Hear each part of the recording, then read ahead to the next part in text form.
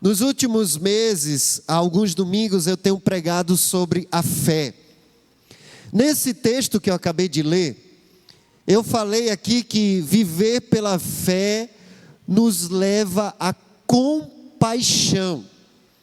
É quando você começa a considerar o outro mais importante do que você. O povo de Deus, a igreja primitiva, estava sendo perseguida. Você pode ler também no capítulo 11, todos os heróis e heroínas da fé, muitos experimentaram serem decapitados, enforcados, mortos. Mas o texto está dizendo, mesmo sofrendo tudo isso, vocês se compadeceram dos outros. E isso é viver pela fé, porque a lógica nos faz querer olhar só para a nossa dor. Falei também que viver pela fé nos leva ou nos move a uma perspectiva de valores diferente. Ao invés de ficarmos focados nas coisas terrenas, viver pela fé nos leva a focar numa pátria superior, celestial, eterna. Porque o versículo 34 vai dizer que a igreja, ela recebeu com alegria, aceitou a expoliação, a perda, o roubo dos seus bens materiais. Por quê? Porque eles tinham um patrimônio superior, eterno. Eles sabiam que havia uma pátria celestial. Eu disse também que viver pela fé exige perseverança. Quando você começa a fazer a obra do Senhor, o trabalho do Senhor, você vai enfrentar lutas que vão fazer com que você queira desistir. Mas o versículo 36 vai dizer, vocês precisam perseverar. E eu disse também que viver pela fé não admite retrocessos. Por quê? O versículo 38 vai dizer, mas o meu justo viverá pela fé, e se retroceder, a minha alma não se agradará dele.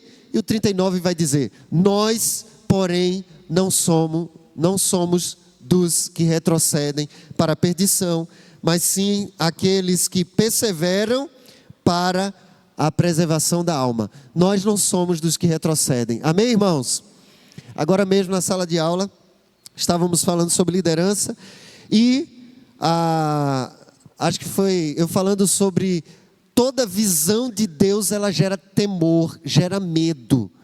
Mas a Bíblia vai dizer, não se apavore. Aí acho que a Ruth lembrou, quando recebemos o desafio da carreta, nós tememos, não tememos? Tememos. E aí a Paula disse, mas nós não retrocedemos, lembrando exatamente desse texto, não foi isso? Nós, porém, não somos dos que retrocedem. Vamos dizer juntos essa frase da Bíblia? Vamos lá? Nós, porém, não somos dos que retrocedem. Amém? Eu tenho dito que a vida do povo de Deus, ela é caracterizada pela fé. Sem fé, é impossível agradar a Deus. Isso não é apenas para a vida e igreja. Nós vamos tomar decisões que exigem fé. Sim, mas eu quero dizer para você que diariamente você experimenta situações que você precisa tomar decisões baseadas na fé e não na razão, puramente. Então, sem fé é impossível agradar a Deus. Hoje eu quero dizer, eu não coloquei artezinha aí não, viu, Vanessa? Mas se você puder, coloca a frase que está aí, pode ir selecionando. Hoje, eu quero dizer que Deus deseja não somente que tenhamos um relacionamento com Ele baseado na fé, como também que marquemos a nova geração e gerações futuras por meio da fé que vivemos. Eu tenho falado que o relacionamento com Deus é um relacionamento baseado na fé. Mas eu quero dizer hoje, Deus não quer apenas que a gente viva pela fé em um relacionamento com Ele.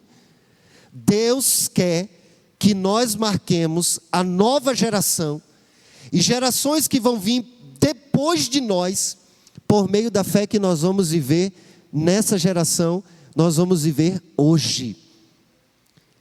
Gerações futuras vão olhar para nós e dizer: nós estamos aqui e recebemos o evangelho que chegou até nós, porque um dia, uma geração lá atrás, decidiu dar um passo de fé. Vocês creem nisso? Amém. Não creem não. Ainda não, né? Eu espero que até o final da mensagem vocês creiam nisso. Eu vou repetir.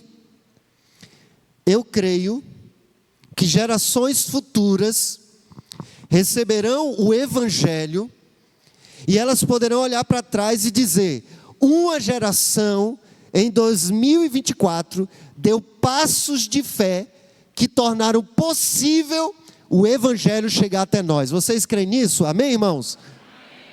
Está começando a crer. Nós vamos dar passos de fé, irmãos, que vão impactar gerações futuras.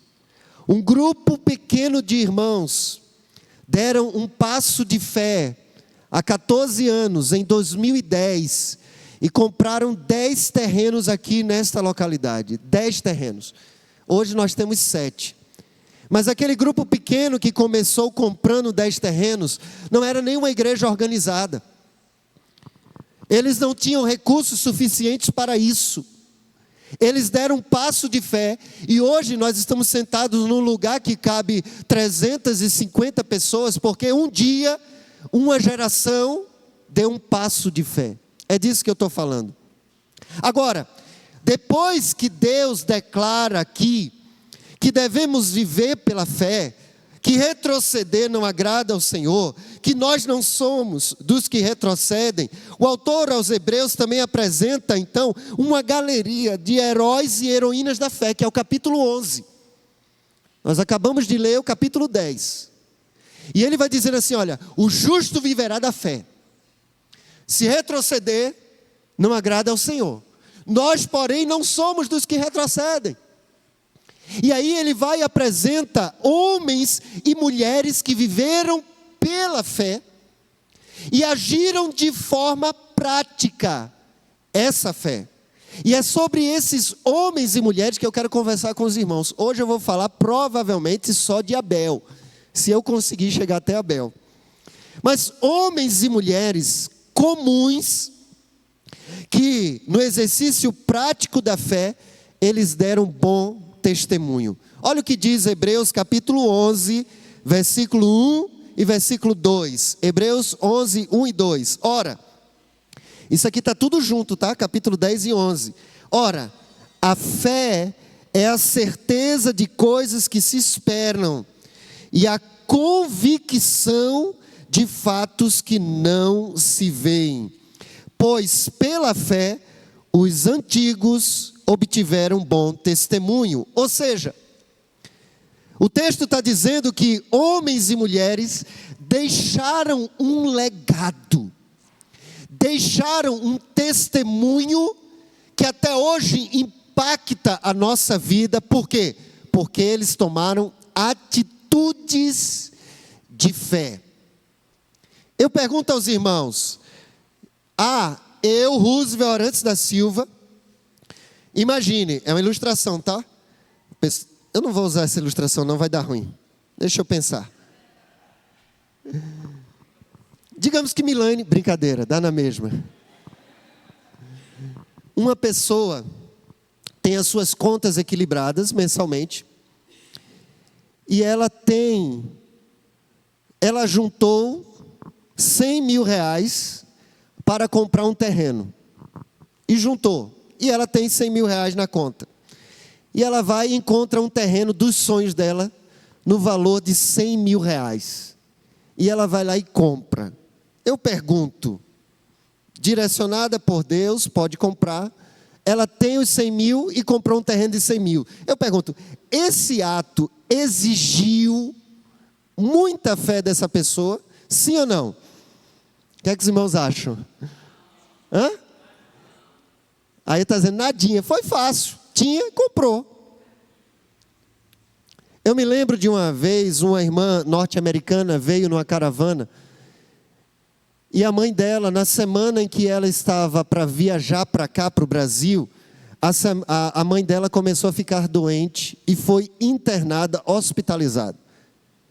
E ela, em oração, disse: Deus, eu acho que eu não vou para o Brasil, porque, Senhor, a minha mãe está internada. E ela disse que a pergunta do Senhor para ela naquele momento de conversa com Deus, devocional, ele disse: o que vai exigir mais fé de você? Ficar com a sua mãe no hospital ou ir para o Brasil? E ela disse: ir para o Brasil nessa circunstância. E Deus disse para ela: pode ir que eu vou garantir a preservação da sua mãe. E ela veio, e ela pregou aqui no domingo de manhã. Quem lembra dessa mensagem? Olha aí, tem várias pessoas. Ela pregou isso aqui de manhã. Ela disse que exigiu a fé e ela ousou pela fé. E viveu, e voltou, e a sua mãe estava bem, ainda no hospital, depois se recuperou. Eu estou falando de passos que exigem fé, exige que creiamos que Deus vai fazer o que nós não podemos fazer. Marcar, esses homens e mulheres da Galeria da Fé marcaram as suas gerações por fazerem o que o ser humano, por natureza, não faz. Não é apenas agir pela fé, não é apenas a gente comprar algo que Deus direciona, mas a gente não tem condições. Não é isso, não. Agir pela fé também é ser obediente. Deus manda eu perdoar, mas eu não quero, eu não gosto, mas pela fé eu vou pedir perdão e vou perdoar. Isso é viver pela fé. Deus ainda declarou, Hebreus capítulo 11, versículo 39 e 40, no final dessa galeria dos heróis e heroínas da fé, termina dizendo assim: todos esses heróis e heroínas da fé, mesmo tendo obtido bom o quê, irmãos? Bom o quê?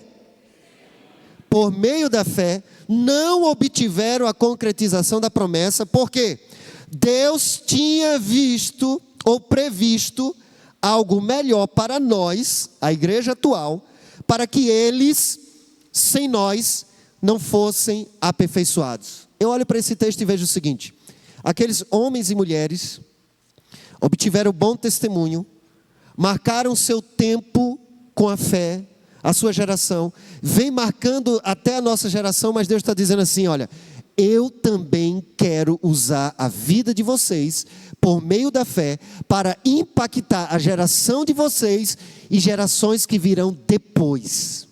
Eu quero fazer isso. É isso que esse texto está dizendo.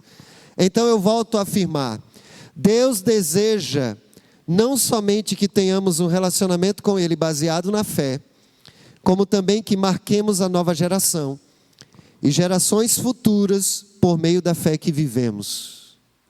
Quando eu falo a nova geração, eu estou falando das crianças, dos adolescentes, dos jovens, que olham para nós. E se eles olham para nós e veem uma igreja que vive pela fé, eles vão replicar isso quando eles estiverem na liderança. Mas se eles olham para nós e veem uma igreja que vive não pela fé, mas pela incredulidade, eles vão replicar isso quando eles estiverem liderando o seu tempo. A pergunta é: como podemos marcar a nossa geração por meio da fé? E eu quero olhar só para a vida de Abel nessa manhã. Viver pela fé, aliás, eu nem cheguei em Abel, por isso que eu disse, não sei nem se eu vou chegar, mas vou chegar, pela fé. Viver pela fé, a primeira lição que eu aprendo é que tem a ver com a perspectiva que nós temos de Deus. Viver pela fé tem a ver com a perspectiva que temos de Deus. Como nós enxergamos Deus vai definir se eu vou viver pela fé ou não. A primeira lição que eu aprendo é que a nossa fé está diretamente ligada, grave bem isso, irmãos, à honra de Deus. Viver pela fé está diretamente ligado à honra de Deus. Nós viveremos pela fé ou não, se nós considerarmos Deus digno de confiança ou não. Olha só. Viver pela fé significa: eu considero Deus digno de confiar nele para esse passo que eu vou dar, ou não. Eu acho que Deus não é digno da gente confiar, não. Então o que é que a gente faz? A gente retrocede. Está diretamente ligado à honra de Deus. Ou ele é confiável, ou ele é desconfiável. Quando você obedece pela fé, você está dizendo: eu confio que ele é digno da minha obediência. Então, os passos de fé, quando nós falamos de considerar Deus, eu diria que a nossa falta de fé é uma afronta direta à honra de Deus. Deus, ele dá uma direção.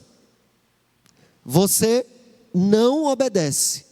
Você está diretamente dizendo: Deus, o Senhor não é digno de eu ouvir a tua direção. Percebe como isso é muito sério?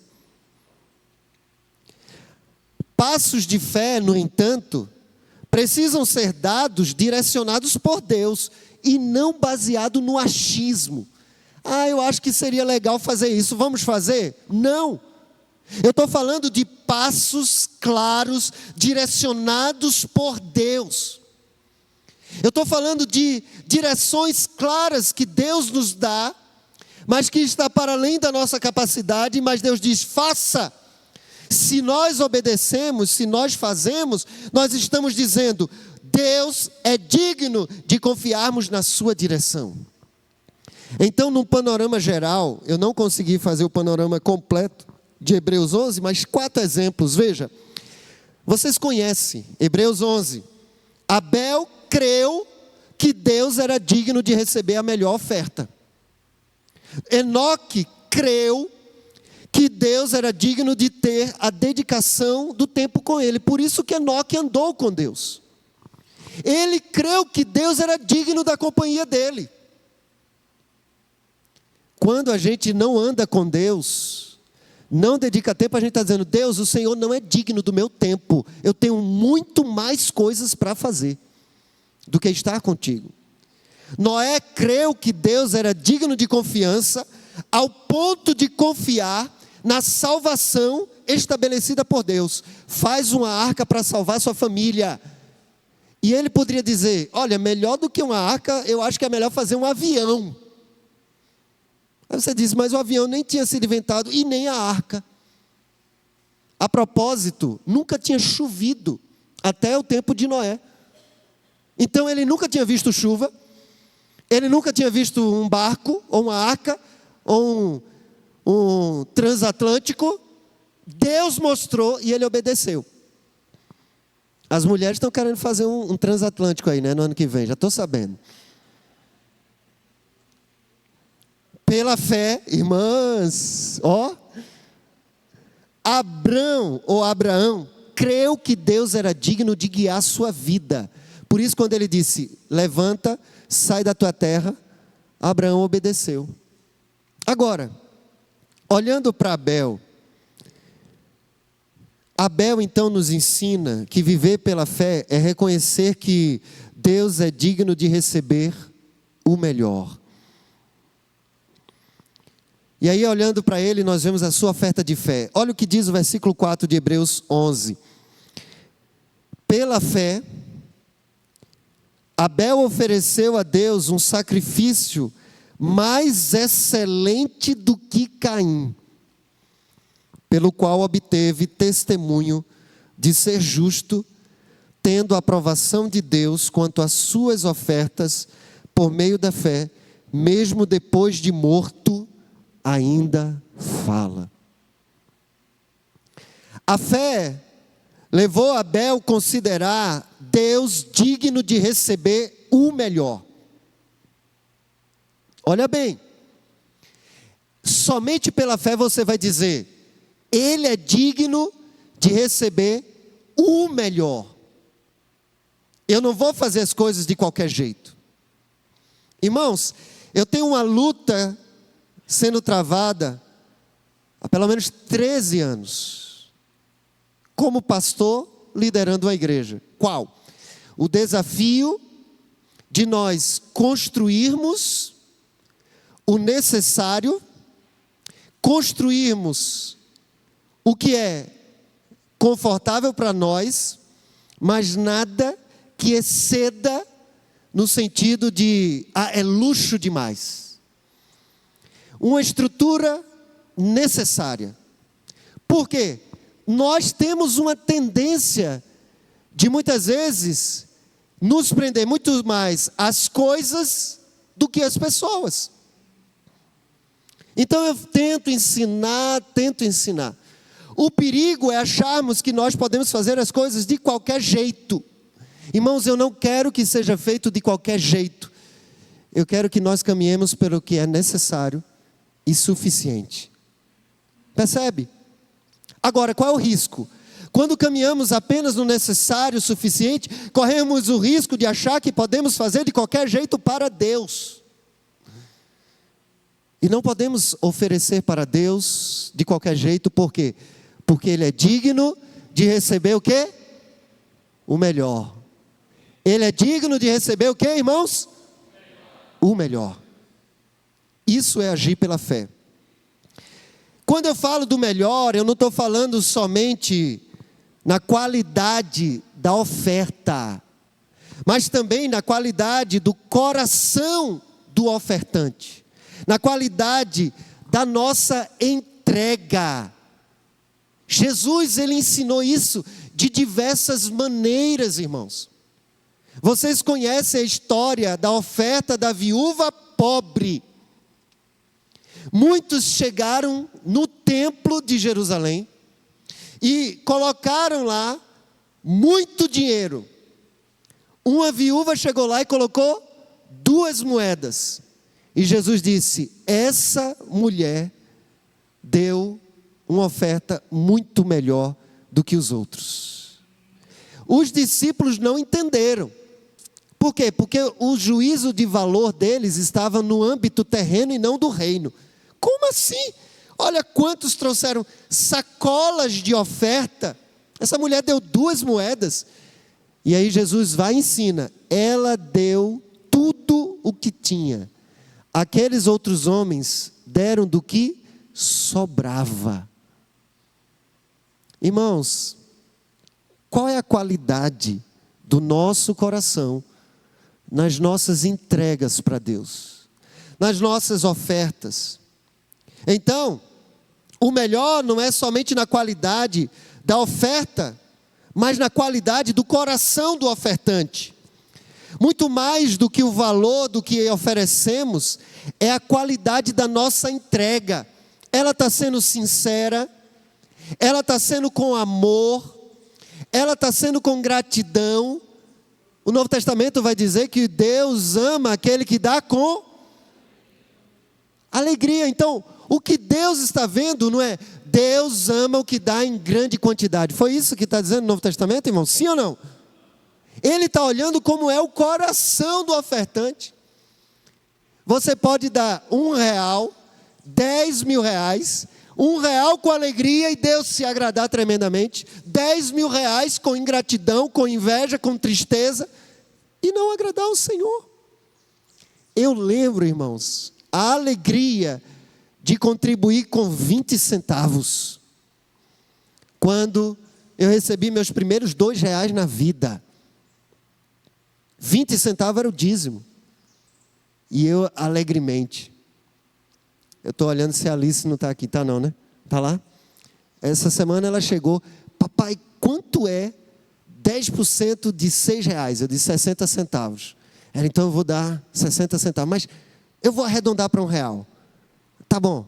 Mas eu só tenho nota de 2. Eu vou dar R$2. Eu digo, pode dar, filha, mas 60 é o dízimo, o restante é oferta, tá bom? E ela veio correndo quando chegou aqui. E eu me lembrei de quando eu estava entregando as minhas primeiras ofertas. Abel, ele agiu pela fé, não foi pela quantidade ou pela qualidade da oferta, mas do coração dele em ofertar para Deus o melhor. O texto está dizendo, ele ofereceu a Deus um sacrifício mais excelente do que Caim. Agora veja, após a queda, quando dedicamos a Deus, nós vamos ver que a oferta a Deus é algo muito sério. Por quê? Quando dedicamos a Deus os nossos primeiros recursos mensais, nós estamos ensinando pela fé à nova geração que Ele é digno de receber o melhor dos recursos que Ele nos confiou. Quando dedicamos a Deus os nossos primeiros minutos, eu estou falando de tempo, de dia. Quando nós dedicamos a Deus os nossos primeiros minutos no dia, estamos declarando e ensinando pela fé que Deus é digno de receber o melhor do tempo que Ele nos dá. Percebe? Como tem sido a sua oferta? Não é apenas de dinheiro, de vida, de tempo para Deus. Após a queda, a primeira descrição de relacionamento do ser humano com Deus é a descrição de um culto onde acontece uma oferta sacrificial. Gênesis 3, a queda, Adão e Eva pecaram. Gênesis 4, um culto a Deus com oferta de sacrifício. O que a Bíblia está querendo nos dizer, porque a mensagem não é apenas o que está escrito, mas a sequência lógica do texto também é uma mensagem. O que a Bíblia está dizendo é que após a queda, uma primeira característica do nosso relacionamento com Deus está baseado naquilo que nós entregamos para Ele. Em Gênesis capítulo 2 e antes da queda no capítulo 3, não havia sacrifício, não havia oferta, o relacionamento com Deus não exigia uma entrega, havia um relacionamento livre. Após a queda, parece que a Bíblia está nos dizendo o seguinte: a sua entrega vai definir, determinar, impactar, direcionar o seu relacionamento com Deus. Como está sendo a sua entrega de vida a Deus? A oferta revela o nosso coração. Ofertar pode revelar o nosso orgulho, achando que o que nós temos é nosso e não que Deus deu. Quando você determina como você está distribuindo os seus recursos financeiros, você está dizendo: Deus, eu sei administrar melhor do que o Senhor. Ofertar pode revelar o nosso egoísmo, não querer dividir da mesma forma que uma criança. E eu acredito, olha, Deus não precisa de um centavo de nós. Mas eu tenho certeza de tudo que eu já li, estudei na Bíblia, que dizimar, ofertar, é um tratamento de Deus contra o nosso egoísmo. Eu não sei se vocês já fizeram isso, mas eu já fiz o teste lá em casa. Peguei um bolo delicioso de chocolate, dei uma fatia para uma das crianças e depois pedi um pedaço da fatia dela. Ah, você acha que me deram? Mas eu tenho certeza que isso acontece lá em casa, né? Ou criança é assim? É assim. Aí eu já disse: eu acabei de te dar, tu não tinha nada. Tu não tinha nada. Eu estou te dando, tu não quer me dar um pedaço. Eu vou pegar tudo. Aí eu peguei de volta uma vez. Ah, agora eu vou dar. Então toma, divide. Só que você acha que é só criança que faz isso? Olha, o meu discipulador, pastor Fabrício Freitas, disse assim, logo no início da caminhada, quando eu já estava casado, mas não tinha filho, ele disse: quando você tiver filho, você vai entender muito mais coisas que você não entendia sobre Deus. E hoje eu entendo. Porque tal como criança, a gente não quer dividir. Mas Deus pede o primeiro pedaço para tratar o nosso coração, para a gente começar a ter um coração generoso. Um coração liberal. Por quê? Porque o coração de Deus é generoso.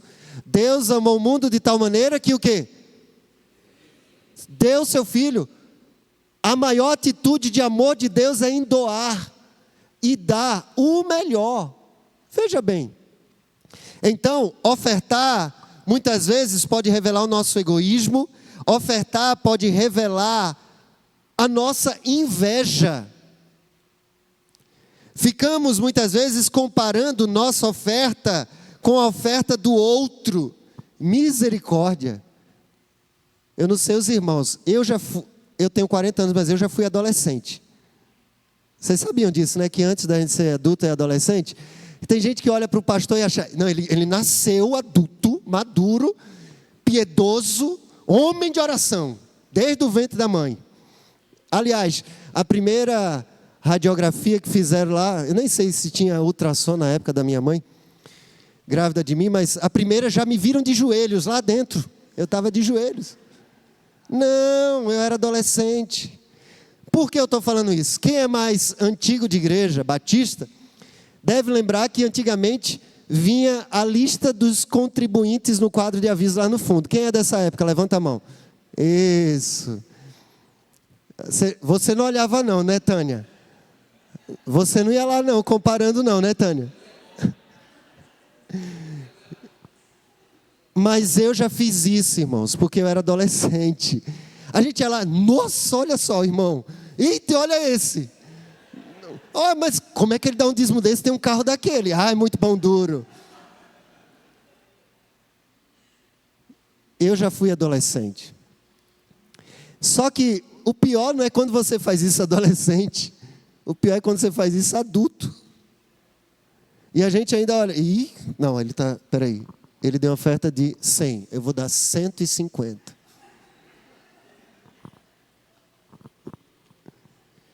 A oferta, ela revela a nossa inveja, irmãos. A qualidade de nossa oferta pode revelar também a nossa fé. Se considerarmos Deus digno ou não de receber o melhor. E eu coloquei aqui, pensando nisso, ninguém nunca me obrigou a ser dizimista. Ninguém. Eu li na Bíblia, eu entendi e eu comecei a contribuir. Eu amei e amo isso. E oferto com alegria. Deuteronômio capítulo 16, versículo 16, a palavra do Senhor diz assim, olha, e ninguém se apresente de mãos vazias diante de Yahvé, o teu Deus. Ofertar também pode revelar a nossa ingratidão, não reconhecendo que tudo que temos vem de Deus. Aí eu quero ler o texto de Gênesis capítulo 4. Olha o que aqui diz, Gênesis 4, 3 a 7. Aconteceu que, ao fim de um certo tempo, Caim trouxe do fruto da terra uma oferta ao Senhor. Abel, por sua vez, trouxe das primícias do seu rebanho e da gordura deste. O Senhor se agradou de quem? Fala aí, gente. O Senhor... Estou no versículo 4. O Senhor se agradou de quem? De Abel e de quê? Ele se agradou primeiro de quem? De Abel ou da oferta dele? De Abel. Por ele ter se agradado de Abel, ele se agradou da sua oferta. Versículo 5. Mas de quem? De Caim e de sua não se agradou. Ele não se agradou de quem? Da oferta de Caim ou de Caim primeiro? De Caim. Caim ficou muito irritado e fechou a cara.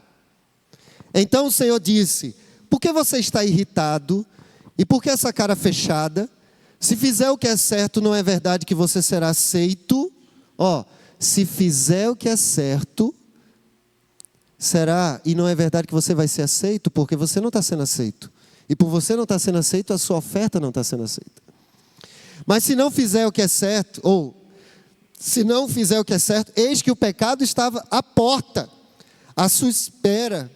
E o desejo dele será contra você, mas é necessário que você o domine.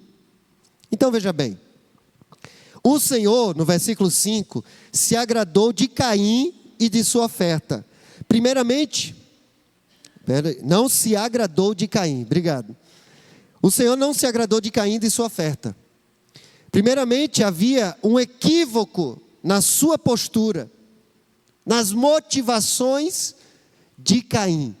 Quando ele viu a oferta de Abel, ele já ficou com raiva, ou seja, parece que ele já entregou a oferta olhando para a oferta do irmão. Será que tinha inveja no coração dele? Mas foi no culto, no sacrifício, na qualidade da sua entrega que isso foi revelado, que isso se manifestou. O texto vai dizer: mas de Caim e de sua oferta Deus não se agradou, e Caim ficou muito irritado e fechou a cara. E eu aprendo 2 lições aqui que a gente tem que ficar vigilante, e dessas 2 lições eu encerro essa palavra. Primeiro, a postura equivocada de nossa entrega gera atitudes malignas. Veja bem, por mais que ali estejamos falando de um sacrifício de animais ou de cereais, eu quero que você pense na sua entrega não apenas de oferta material, eu quero que você pense na sua oferta de coração. Quando nós estamos louvando a Deus coletivamente aqui, cantando juntos, estamos cantando de coração? Ontem, numa ocasião de comemoração de aniversário, tocou-se um hino de um time, e o povo cantou com uma empolgação. Só quem não era do time que cantou com empolgação. Teve gente que subiu na mesa, foi na cadeira, de tanta animação.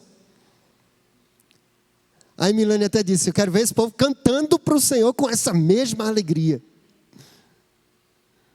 Às vezes a gente está cantando, mas com a cabeça no outro planeta.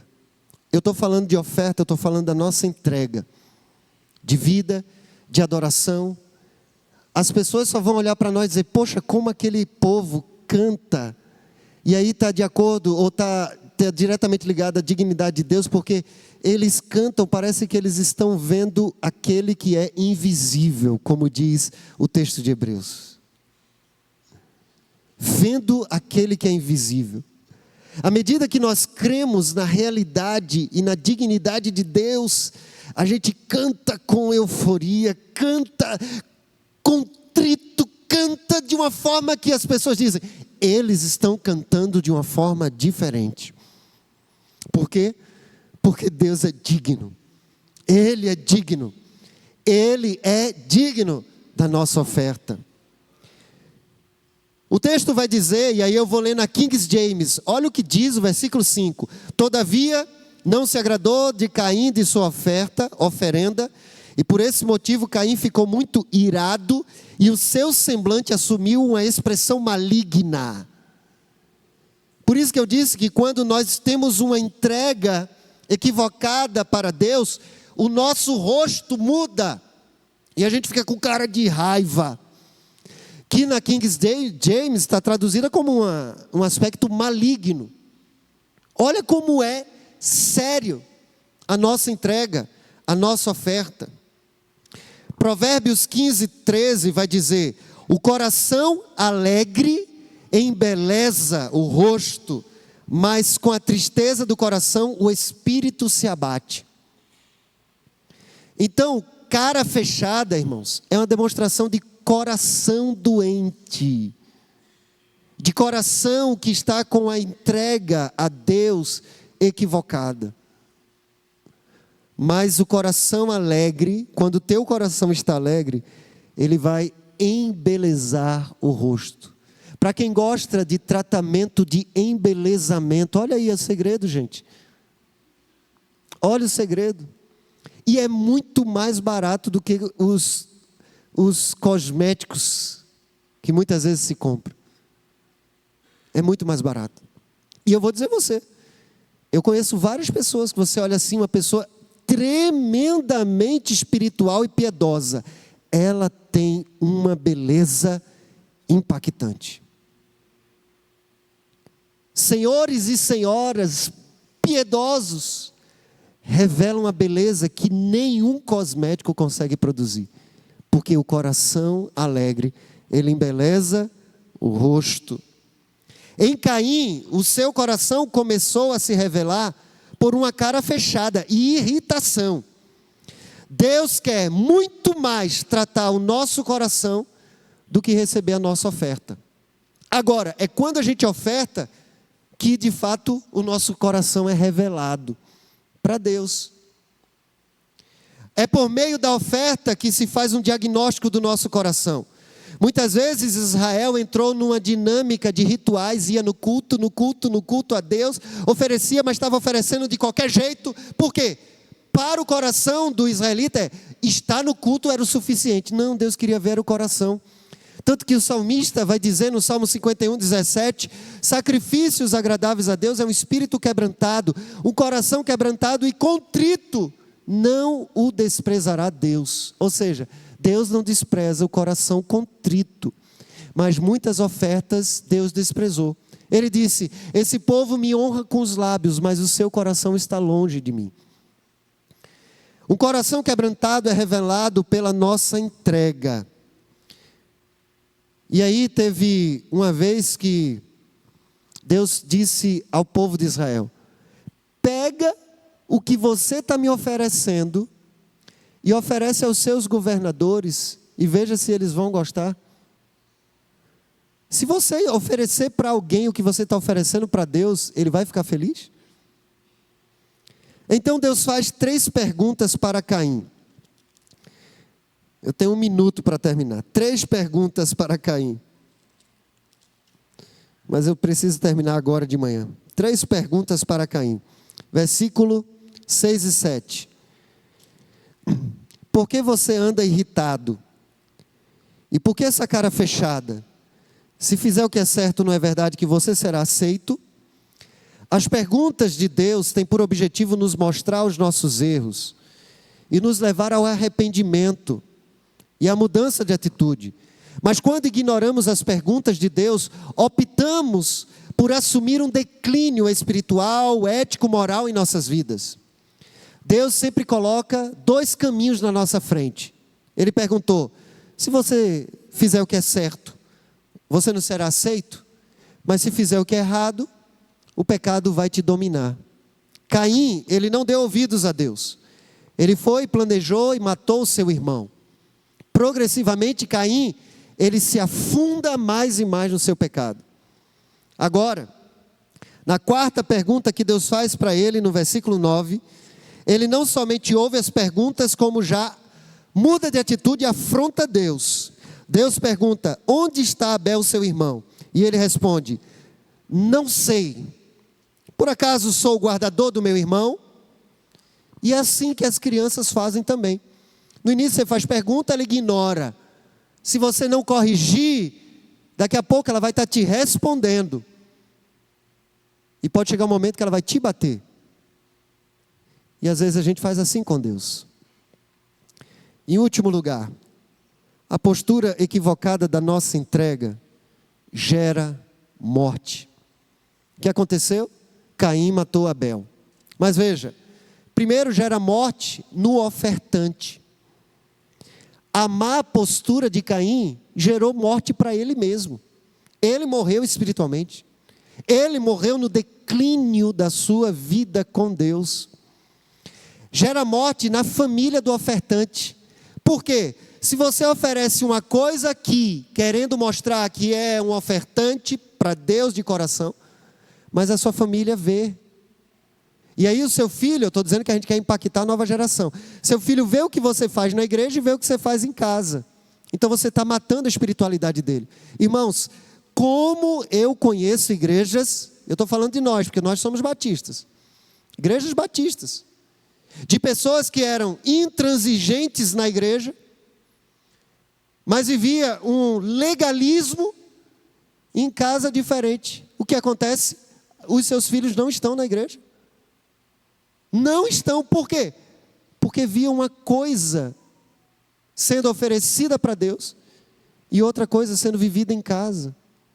Irmãos, nós queremos ser sinceros de coração, tanto na nossa casa como na casa do Senhor. Amém, irmãos? Deus quer sinceridade de coração. A morte também nos outros. Caim matou Abel. Mas quando você vive uma espiritualidade falsa, uma entrega não verdadeira, você impede os outros de crerem no Deus que nós cremos. Você está matando pessoas espiritualmente. Matamos quem revela nossa entrega imperfeita. Olhamos, né? Caim matou Abel porque ele olhou Abel. A oferta dele e o jeito dele viver mostra que eu estou errado. Então, ao invés de nos corrigirmos, qual é a solução que a gente faz? É melhor matar quem mostra o nosso erro. Preferimos eliminar quem se torna agente de condenação para nós do que mudar de postura. Então, nossas escolhas são tremendamente importantes. Caim escolheu a ira e a violência. Como resultado, passou a experimentar um segundo nível de queda. A terra agora já não produzia nada para ele. Ele experimentou uma separação não apenas de Deus, mas também da sua família. Foi expulso da presença de Deus.